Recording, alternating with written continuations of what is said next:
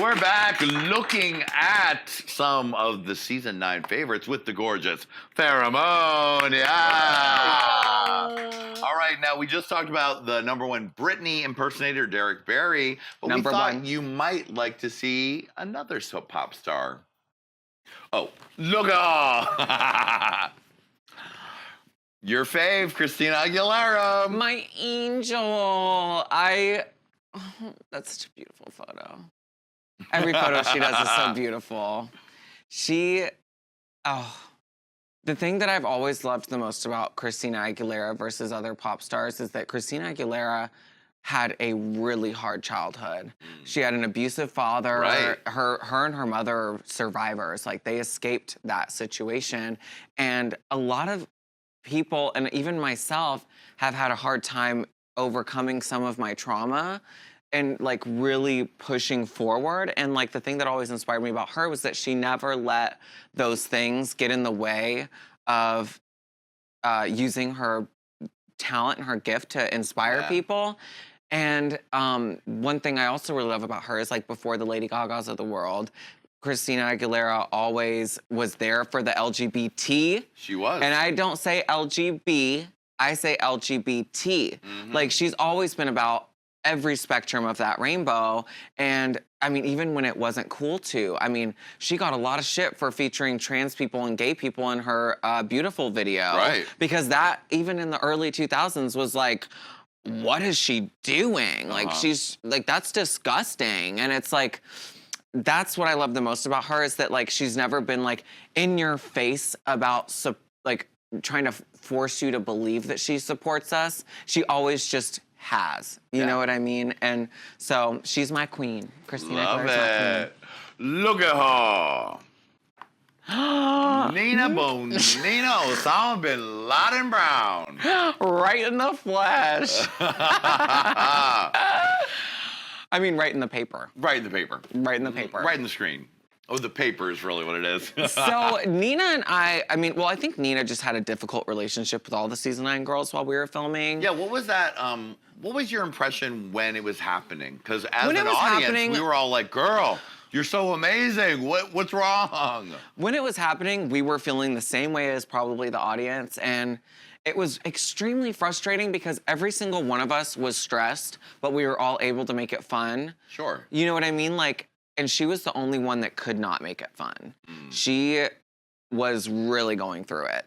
And I, at the time, kind of like was annoyed to a deep part of my core because she was kind of like that, like, vibe killer. Right.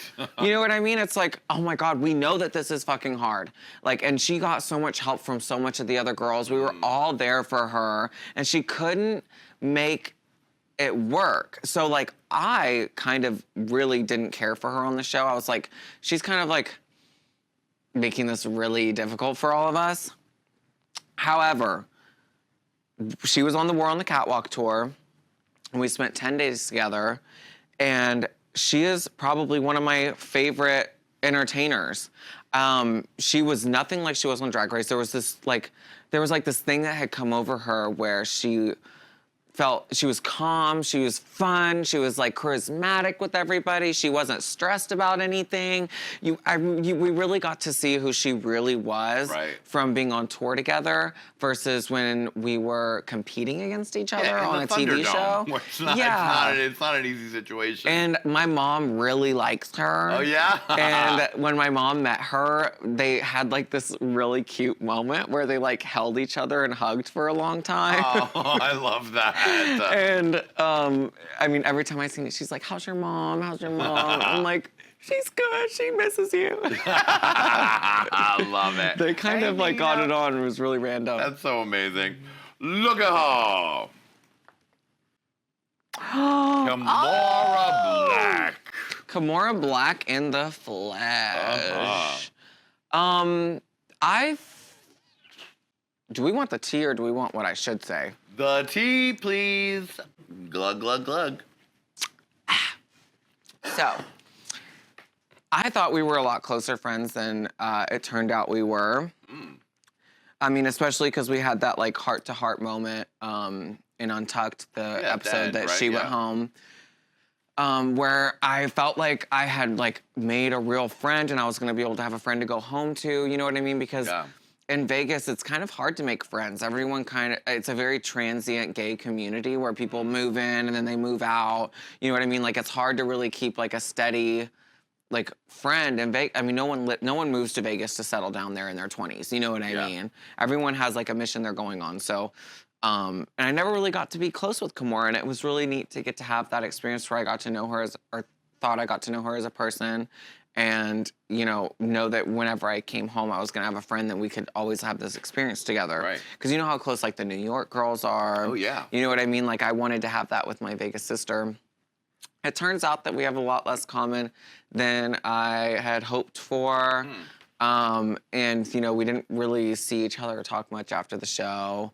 But I love her, and I think that I can love her as a person and us not be like best friends and that be okay. Sure. You know what I mean? Yeah. Like we don't talk ever. I can't remember the last time we texted each other about anything, but I think that that's just because we're different people. Like we're really different. We've lived different lives, and we're friends when we see each other. Sure. That's good. We work friends. Yeah, work friends. Oh,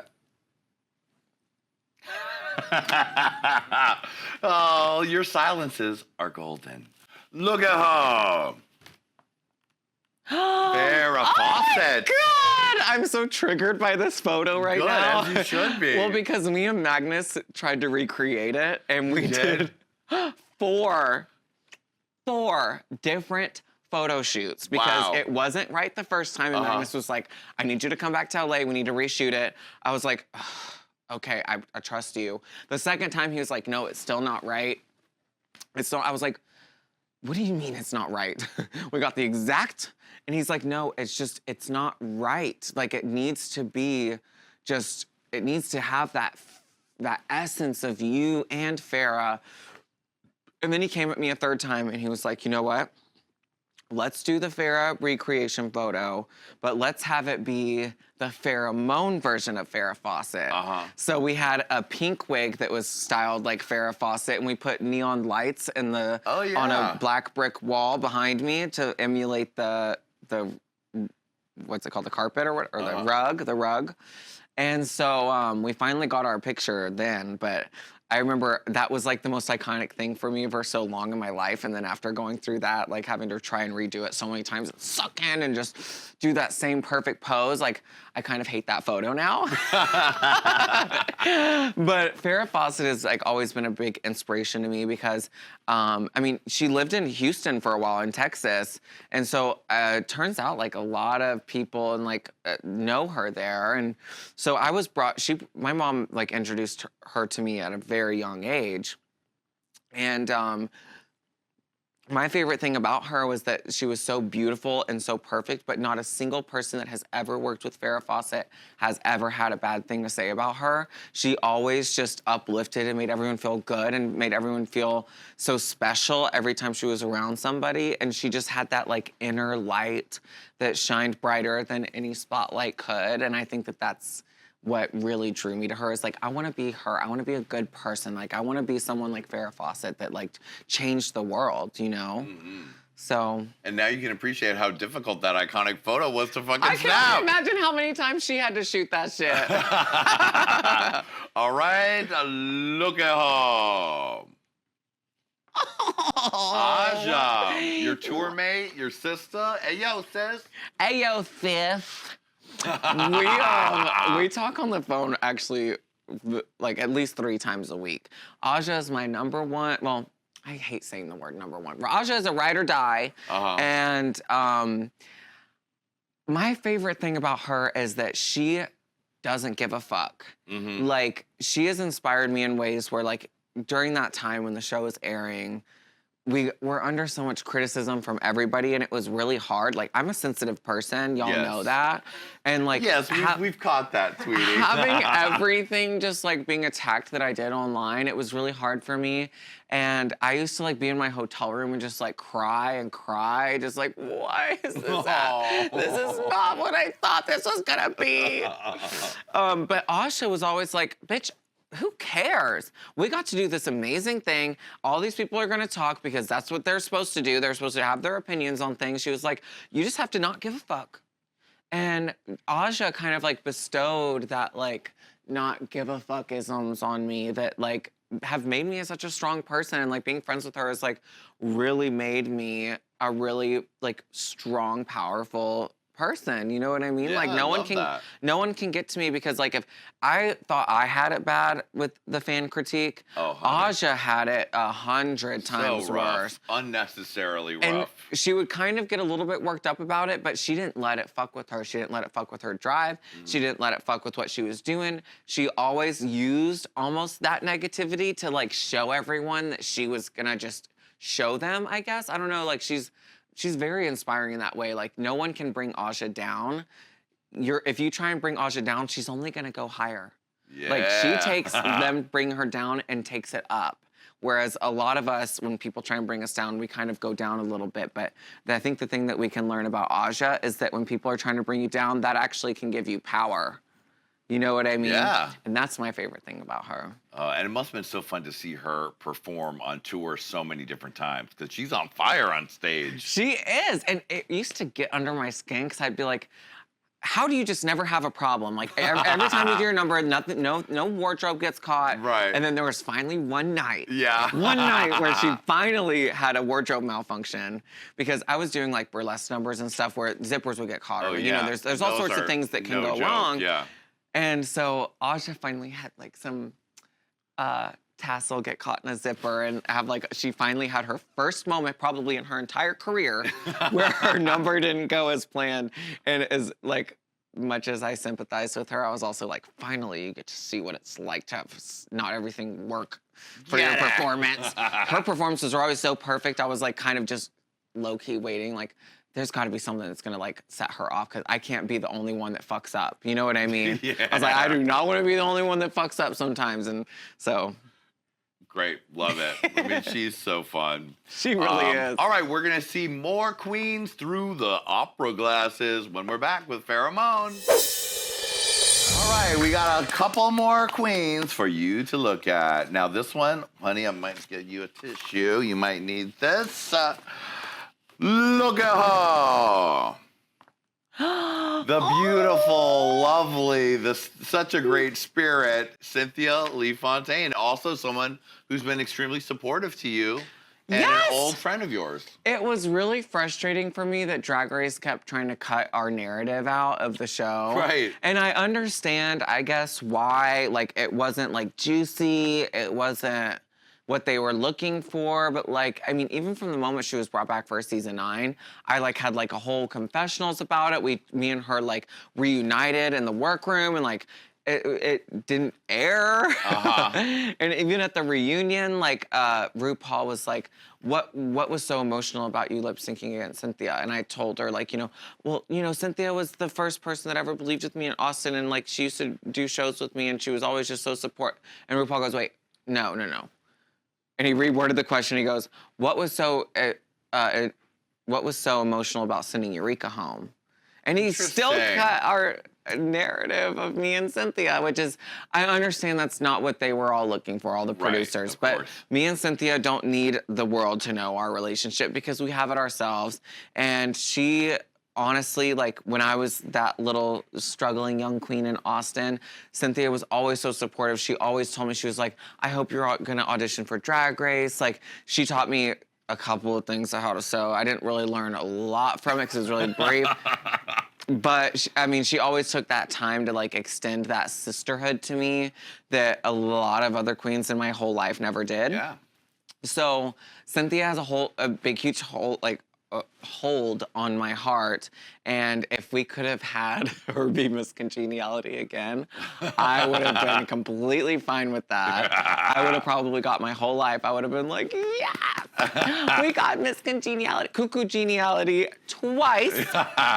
Are you ready to see my cuckoo again? I love her. She's so sweet and just fun. She's so fun. She's one of my favorite people to be around, to be honest. Yeah. She is her energy is just so addictive. Like whenever I see her, I want to be around her a little bit more. I'm like, let's throw a couple drinks on you and then let's like still hang out. Okay, look at your mom. Why did y'all do this? Well, that's why I got to do that tissues, lady. My mom is like my biggest angel my whole life, and right now I'm like really worried about her because I did a show in Dallas recently, a few months ago. I heard about this. Yeah, I did a show in Dallas a few months ago, and right before I went on for my second number, I got pulled to the back. They were like, we need you outside right now. Like, your mom got hit by a car. And I was like, what? My mom got hit by a car? What the fuck are you talking about? Take me out there. What's going on? Yeah. And I walk outside, and there is a huge hole through the fucking wood wall, and a car literally through the wall, and my mom's on the ground. Oh my God. And the reason I giggled is because when I walked out there, she's on the ground, but she still had her cigarette. Oh, God bless. I know. She's on the ground, and she's like, Cameron, help me. And she's like, because I know she went outside. She told me that she went outside because she didn't care about the other drag queens there. She just wanted to see me perform. And she felt like it was a good idea to go outside because everyone was inside watching the show, so she didn't have to like fight through the crowd. Right. So she wanted to go outside and smoke a cigarette, and she sat down next to another friend of mine. Her name is Lady G. She's known in Dallas, and trans woman. And they were sitting down kikiing next to each other on this like wooden bench, yeah, like a against the wall. Or, yeah, whatever. And a drunk driver drove through the wall and rammed both of them into the ground. Oh my God. And I had to go to the emergency room with my mom in a lingerie set. Oh no, honey. Big, huge blonde hair, lingerie set, rhinestoned. And the promoter's all like, you know, is there any way you can perform your second number and then go to the hospital later? And I was like, what? My mom just got hit by a car at your club where she's supposed to be safe, and you're asking me if I can perform a second number instead of going to the hospital with her? I was like, no, I'm gonna go to the hospital with my mom. And I got in the ambulance, full drag rhinestone, like lingerie set. Serving it in the ambulance. Serving it. And my mom, she was such a trooper, but every time I left the room, she would cry because she was in so much pain. Oh, that's so rough. And she's since had to get like a really, really expensive surgery on her spine. Oh, honey. So my brother had to uplift his whole life to go take care of her in Oklahoma. And we've had to hire help to take care of my grandmother because my mom was my grandmother's primary caretaker. Right. So it's kind of just like shaken up our whole world, but my mom gets her full body cast off in December, so hallelujah. She gets to finally like be a person again, and I'm really excited about that. Well, we're all sending your mom a lot of love. Mama Moan, we're sending you all the love, right? Oh. Okay, there's only 2 more and they're good. Look at her. Oh, who is that? Have you ever met this woman before? She loves red roses. She loves champagne. One thing I can say is that she doesn't like red M&Ms. Oh, really? That was Nina. Oh, okay. I found out from everyone in that city that it was actually Nina. That Nina was asking for champagne and red M&Ms? Well, Valentina was asking for champagne, which we all ask for champagne. That's right, not. Who doesn't? That's not a. They'll give you whatever booze you want. Exactly. When you come perform at a club, they'll actually do whatever, really. Well, I mean, a bottle of champagne's a lot easier than them having to mix drinks and constantly bring them back to you. Yeah. They can just give you a fucking bottle of Wycliffe or whatever they have. Yeah. It doesn't have to be expensive champagne. It doesn't have to be anything but sparkly wine. Mm-hmm. So I know that she likes champagne. I don't know if it was necessarily her that asked for it, but I know that we both have liked champagne together. But I know that she does not eat cheap fucking shit. Right. And I knew from the moment that it came out that it was supposed to be her, I was like, Valentina would not ask for red M&Ms. She would ask for like chocolate fondue and strawberries. You know what I mean? Yeah. Like, I was like, I never even saw her eat candy when we were on set. She wasn't like a candy person. And then found out it was Nina, so. Well, that was just some tea that I did not know. Glug, glug, glug. Nina will deny it to this day, but girl, just admit it. It's funny. Anyways, Valentina, I think that you're gorgeous. I think you're perfect. I think you look like Linda Evangelista. I think you're a model. But ultimately, I will always love you. As cheesy as that sounds. Well, look, if y'all want the real darker answers about all the drama that you're dying to sip up, that's on the main show. We've addressed it very thoroughly. So we'll just leave it with I will always love you. I think that's nice. It's a little nicer. And Now there's one more cutie that we have to look at, and this person is very cute. What are y'all about to do? Look at her.